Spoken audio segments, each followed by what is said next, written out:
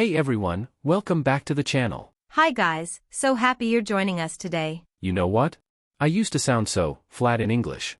I kept repeating the same basic verbs, do, make, think, get, over and over again.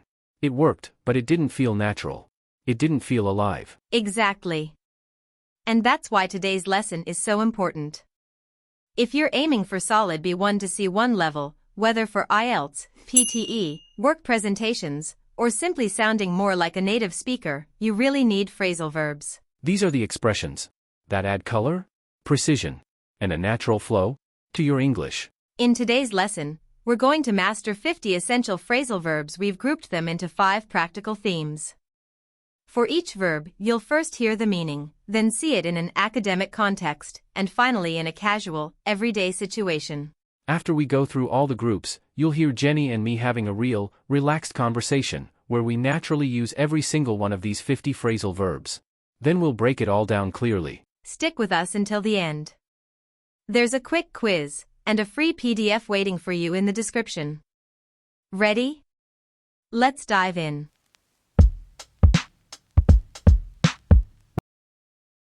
Let's start with phrasal verbs you'll need in the workplace and when talking about productivity. First, carry out. Carry out means to perform or conduct something, often a task, research, or a plan. In academic writing, the researchers decided to carry out a detailed study on the effects of remote work. In everyday life, I need to carry out these instructions carefully if I want to assemble this IKEA shelf without extra pieces left over. Next, follow through. It means to complete something you promised or started. Academic, the team failed to follow through on their initial proposal. Casual, he said he would help, but he never followed through. Okay, this one always makes me laugh. Knuckle down. It means to start working seriously and focus hard. You really need to knuckle down if you want to finish that report before the deadline. Fill in for someone, to do someone else's job temporarily. Sarah is on vacation, so I'm filling in for her this week. Burnout? When you become extremely tired and exhausted from overworking. After working 80 hours a week, he completely burned out. Measure up to reach the expected standard. Does this proposal measure up to our company's quality requirements? Pencil something in, to arrange something tentatively. Let's pencil in a meeting for next Thursday and confirm later. Run something by someone, to ask for someone's opinion. Can I run this idea by you before sending the email? Step down, to resign from a position. The CEO decided to step down after 15 years. And finally, take over, to take control or responsibility. She took over the project when the manager left. Mini challenge, imagine you're in a meeting. Instead of saying, I'll do it, try using one of these phrasal verbs. Which one would you choose? Moving on to phrasal verbs perfect for essays, presentations, and academic discussions. Number 11, bring up. To mention a topic. Academic, the speaker brought up an interesting point about climate change. Point out, to highlight a fact or mistake. Let me point out that the data shows a different trend. And so on for the full group, maintaining the same engaging rhythm. Spell out, explain in great detail. Touch upon, mention briefly. Back up, support with evidence. Look into, investigate. Sift through, examine carefully. Weigh up, consider pros and cons. Narrow down, reduce options. Rule out, eliminate a possibility. These verbs will make your academic writing and speaking much more sophisticated and natural. Now, let's talk about real life, friends, relationships, and social situations.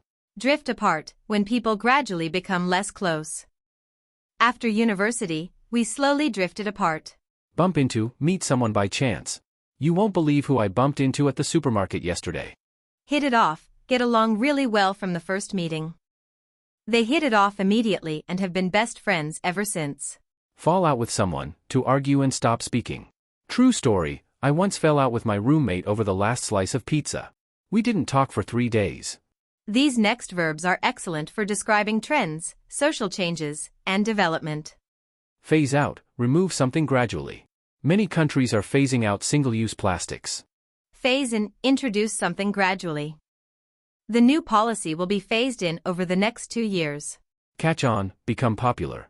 This new slang is really catching on among young people. Stem from.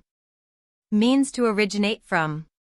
Many environmental problems stem from overconsumption. Shake up, make big, dramatic changes.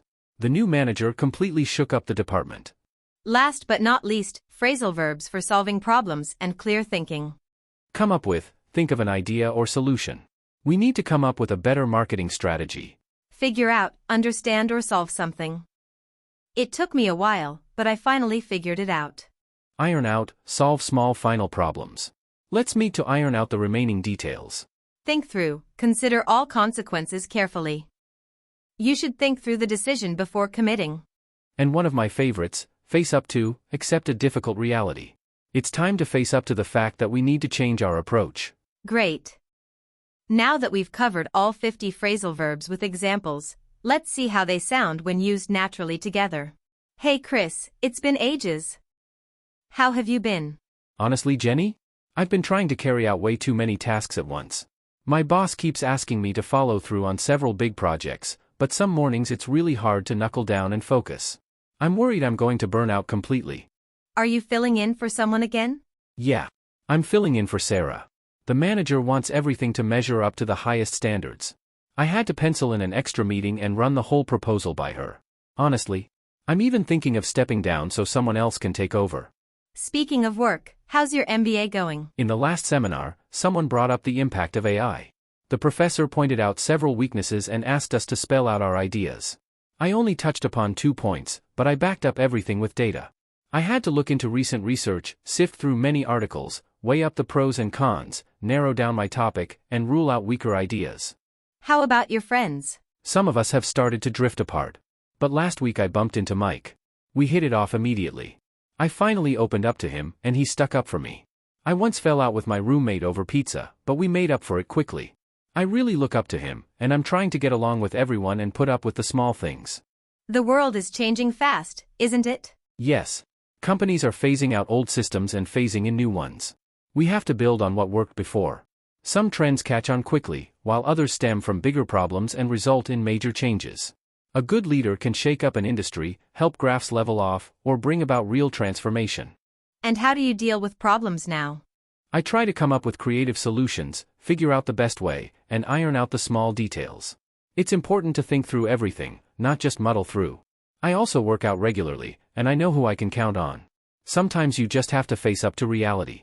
The bottom line is, consistent effort makes all the difference. Wow, Chris, you just used almost every phrasal verb naturally. Well done. Let's quickly analyze what happened. In that natural conversation, we talked about work stress, studies, friendships, societal changes, and problem solving. All 50 phrasal verbs appeared smoothly and appropriately. Remember the 5 groups we covered earlier. Pay attention to inseparable phrasal verbs and correct word order, especially with pronouns. My practical tip? Don't memorize everything at once. Choose 5 to 7 verbs you like today, and start using them immediately in your own sentences. Now it's your turn. Look at the 3 sentences on screen and fill in the correct phrasal verbs. Drop your answers in the comments. If this video helped you, like the video, subscribe, and tell us in the comments which phrasal verb you will use this week. Thank you for watching. Keep practicing, speak naturally, and see you next time. Bye.